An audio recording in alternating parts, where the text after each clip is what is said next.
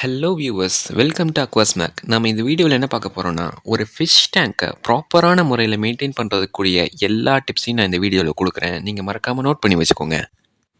First thing is we have to maintain a water temperature. அதாவது தண்ணீரினுடைய தட்பவெப்பநிலை. அந்த வாட்டரோடைய டெம்பரேச்சர் லெவல் அளவுக்கு அதிகமாக இன்க்ரீஸ் ஆனாலோ அல்லது டிக்ரீஸ் ஆனாலோ அந்த பெட் ஃபிஷ்ஷஸ்க்கு ஸ்ட்ரெஸ் இல்லைனா இல்னஸ் இல்லைனா டிசீஸ் வர்றதுக்கு உண்டான அதிகமான சான்சஸ்கள் இருக்கிறனால குளிர்காலத்தில் ஹீட்டர் யூஸ் பண்ணுறது மிக யூஸ்ஃபுல்லான ஒரு விஷயமா இருக்கும்.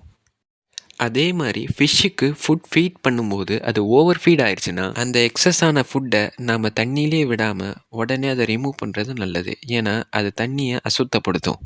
நம்ம ஃபிஷ் டேங்கை க்ளீன் பண்ணும்போது நான் லிவிங் டெக்கார் ஐட்டம்ஸை நம்ம இன்ஸ்டால் பண்ணி வச்சுருந்தோம்னு சொன்னால் அந்த டெக்கார் ஐட்டம்ஸை ஹாட் வாட்டரில் க்ளீன் பண்ணணும்.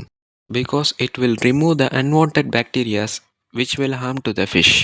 அடுத்து பார்த்திங்கன்னா, நம்ம அக்வாரியமில் லைவ் பிளான்ட்ஸ் ஆட் பண்ணிக்கிறது அந்த தண்ணியில் ஆக்சிஜன் லெவலை இன்க்ரீஸ் பண்ணிவிடும். அது அந்த பெட் ஃபிஷ் ஹெல்த்தியாகவும் ஆக்டிவாகவும் இருக்கிறதுக்கு ரொம்ப ஹெல்ப்ஃபுல்லாக இருக்கும். And one more main thing, at least once or twice நம்ம வீக்லி பேஸஸில் நம்ம ஃபிஷ் டேங்கை க்ளீன் பண்ணியே ஆகணும். நம்ம ரெகுலராக க்ளீன் பண்ணாவே ஃபிஷ் டேங்கில் இருக்க கிளாஸோடைய பிரைட்னஸ் லாங் லாஸ்டிங்காக இருக்கும். அதே மாதிரி ஃபிஷ்ஷும் ஆக்டிவாக இருக்கும். ஃப்ரெஷ் வாட்டர் அக்வேரியம் மெயின்டெனன்ஸில் நம்ம முக்கியமாக கவனிக்க வேண்டியது அந்த வாட்டரில் பாஸ்பேட் லெவல் இன்க்ரீஸ் ஆகிடவே கூடாது.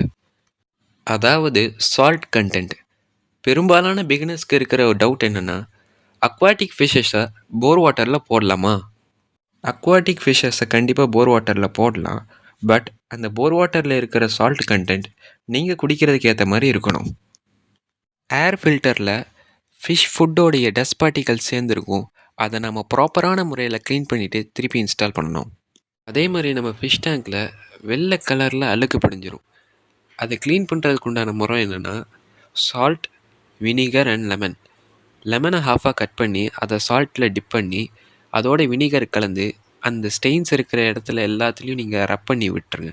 ரப் பண்ணி விட்டுட்டு 2வது வாட்டி லெமனை வெறும் சால்ட்டில் டிப் பண்ணி திருப்பி அந்த ஸ்டெயின் இருக்கிற இடத்துல எல்லாத்தையும் தேய்ச்சிட்டு ஒரு நாள் ஃபுல்லாக அது நல்லா காய விடணும். அதுக்கப்புறம் நீங்கள் அதில் ஃபிஷ் போட்டுடலாம்.